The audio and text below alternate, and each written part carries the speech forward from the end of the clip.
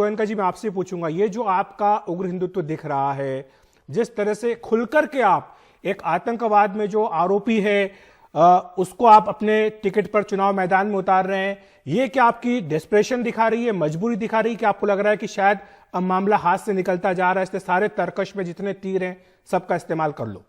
मैं जवाब दूं उसके पहले मेरे ज्ञान में वृद्धि करें आप। साध्वी प्रज्ञा जी ये क्या है, अक्यूज है, बेल पर है, मतलब जमानत पर है, आरोपी है कि उनको सजा हुई है, क्या हुई है? मतलब उनको नहीं, जमानत पर है, जमानत पर वो है, जमानत और पर जो चार्जशीट हो रखी है, हाँ। चार्जशीट में उनका नाम है और वो जमानत पर, जमानत उनको मिली थी खराब स्वास्थ्य की वजह से। बड़े अच्छा हुआ आपने मेरे ज्ञान में वृद्धि की कि वो जमानत पे है, उनके ऊपर चार्जशीट हुई है।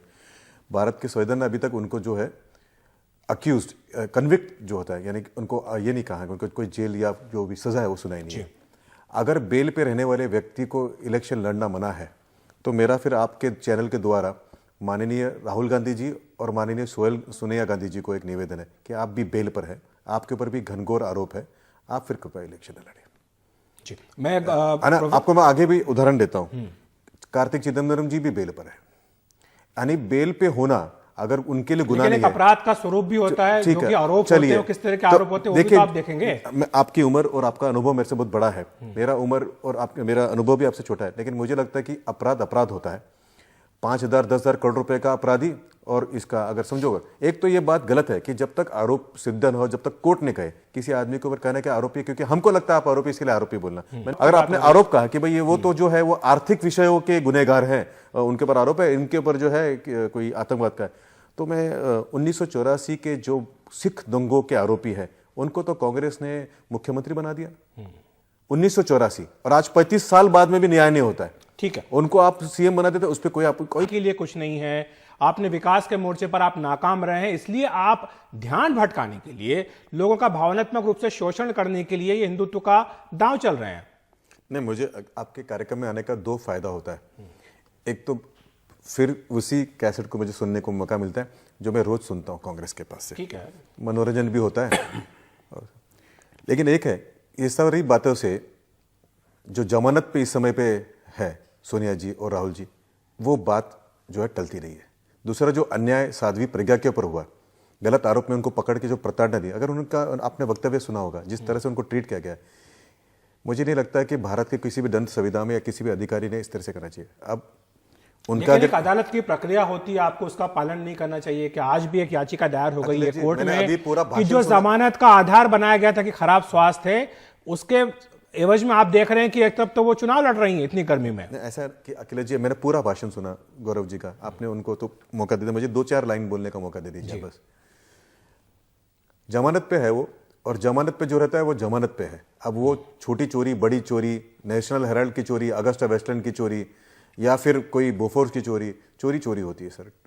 दूसरी बात ऐसा कि आपके सहयोगी कौन है, लालू प्रसाद यादव जी, अब वो जमानत पे भी नहीं है, वो तो इस समय पे सजा काट रहे हैं। आपको उनका हाथ पकड़ के चलने में बड़ा मजा आ रहा है। ये इनको बीएसपी से सपोर्ट चाहिए, एसपी से सपोर्ट चाहिए, लेकिन वो उनके साथ नहीं आते हैं। इनको आपका सपोर्ट चाहिए लेकिन आप नहीं आते। इनके अध्यक्ष कहते हैं कि हम चार्जशीट दे रहे थे, वो ले नहीं रहे थे। उनको केजरीवाल भी ठुकरा देता है। अब इस स्थिति में मैं उनकी बुलखाहट समझा सकता हूं। ऐसा है, हिंदू टेरर करके जो उन्होंने शब्द का इस्तेमाल किया था, मुझे लगता है कि देश के अंदर जो सैकड़ों लोग हैं, जो करोड़ों लोग हैं, उनका ये अपमान है। हिंदू हजारों साल से सहन करता है, उसके अंदर कई भी वृत्ति जो है वो उग्र वृत्ति। ठीक है, मैं अभी मुझे लगता है कि उन्होंने उसके लिए माफी मांगनी चाहिए। हाँ। कभी उनको मौत का सौदागर कहना, कभी नीच कुल का कहना, कभी चाय वाला कहना, ये उनके चरित्र का और उनके। गौरव जी, ये इससे एक सवाल जरूर उठता है कि ये सवाल उठता है, अगर हम व्यक्तियों की बात ना भी कर, लेकिन एक बड़ा जो मुद्दा उठता है, मैं 2 बातें यूपीए सरकार के वक्त जो हिंदू आतंकवाद कहें कथित, या भगवा आतंकवाद कहें, उसको लेकर के कांग्रेस को तो कभी ना कभी सफाई देनी पड़ी। ये प्रज्ञा ठाकुर खड़ा करके बीजेपी ने आपको एक तरह से कहें कि आपको बचाव की मुद्रा में ला दिया। मैं बीच में नहीं बोलता कभी, लेकिन मेरी बात पूरी नहीं हुई थी, मैं इसके लिए बोलता हूं। एक सवाल जो उनसे पूछा है, इससे मैं 2 लाइन में मेरा हो जाएगा, उसके बाद ये पूरा बोल दे मतलब।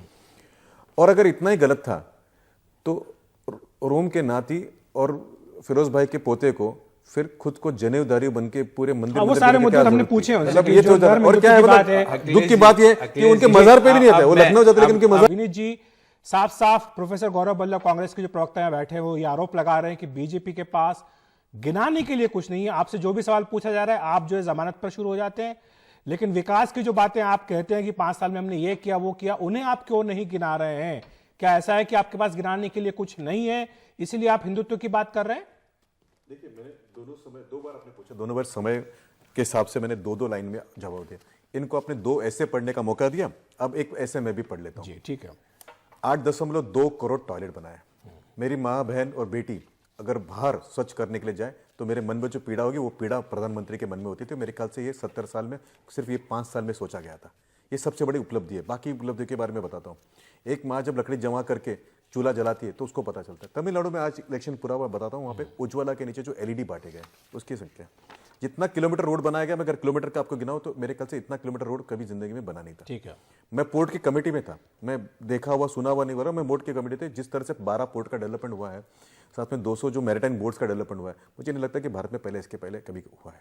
छोटी सी एक बात बताता हूँ, महिलाएं जो शहर में काम पे जाती थी, मैटरनिटी लीव को जब 3 महीने से 6 महीने किया गया तो उसको जो सुख मिला उसका अनुभव बताता हूँ। मधुमक्खी आपका ऐसे खत्म होगा तो आप हाथ खड़ा करेंगे, मुझे कैसे पता लगेगा कि आपका ऐसे खत्म हो गया?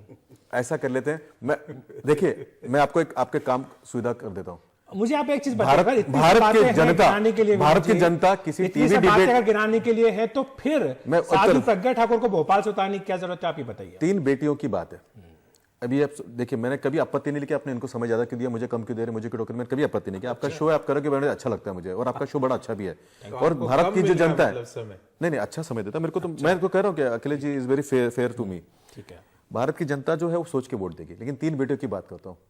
प्रियंका रॉबर्ट वाड्रा जी को महासचिव बनाया और वहां भेजा, बड़ी अच्छी बात है कि आपने चौथी पीढ़ी के जिसको महासचिव बनाया। लेकिन प्रियंका चतुर्वेदी जी कल ट्वीट करती है कि कांग्रेस के अंदर गुंडों से वो परेशान है। कांग्रेस के अंदर उस बेटी के बारे में कांग्रेस जरा बता दे कि भाई प्रियंका चतुर्वेदी जी को ये ट्वीट क्यों करना पड़ता है। उनके प्रमुख प्रवक्ता है, वो छोटी नहीं है। तीसरी बेटी जो है प्रज्ञा सिंह ठाकुर, उसके ऊपर उनका वक्तव्य बताया जाए कि उनको क्या परेशानी थी एक साध्वी से, इतना क्या डर था साध्वी से कि उसको झूठे केस के अंदर डाला गया, प्रताड़ना दी गई। और उसके बाद में जब उनको हम बेल पे बोलते हैं तो खुद जो बेल पे है, जो बेलदार है, उसको देते, जिसका परिवार पूरा बेल के ऊपर है, माँ बेटा जवाई सब बेल पे।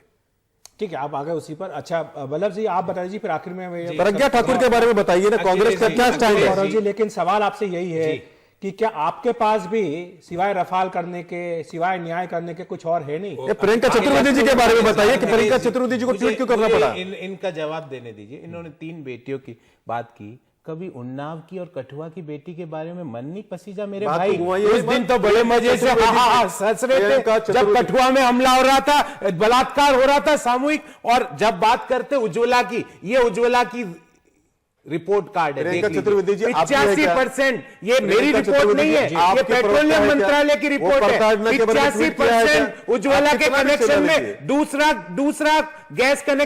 गैस सिलेंडर नहीं मिला, ये रिपोर्ट है। इसके बाद भी प्राइम मिनिस्टर, और आपने बिल्कुल लाजवाब सवाल पूछा अखिलेश जी, सब कुछ बढ़िया था, प्रधानमंत्री विकास का वह तक मुंह पे नहीं लाते, क्योंकि विकास तो पागल हुआ घूम रहा है पूरे देश में, ढूंढ रहा है कि मैं कहां हूं, मैं कहां फंस गया हूं। पर प्रधानमंत्री जी बात करते हैं पाकिस्तान पाकिस्तान पाकिस्तान। चरित्र तीसरी बात मैंने आपके बीच में पाकिस्तान का मुद्दा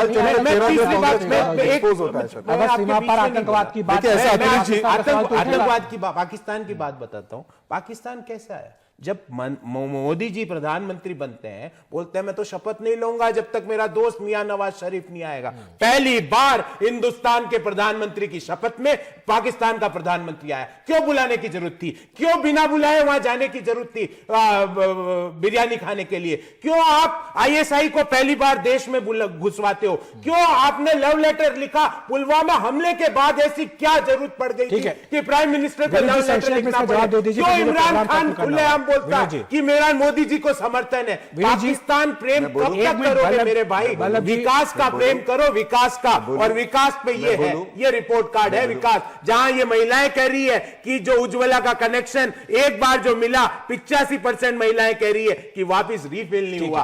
बात करते हैं सड़कों की, सारी, अरे मैं तो आपको बोल रहा हूं सारी गणना चेंज करना आरोप लगा, उसका जवाब दे दीजिए, फिर मैं प्रोग्राम खत्म करूंगा। प्रियंका चतुर्वेदी जी, अरे मैं तो कठुआ की भी बात करता हूं, उन्नाव की भी बात करता हूं। उन्नाव पे तो अपना जवाब दे दो मेरे दोस्त, कठुआ पे तो मैं जवाब दे दो। क्या वो बात गलत है? उन्नाव की बात करना गलत है? आपके चिल्लाने से झूठ सच नहीं होता।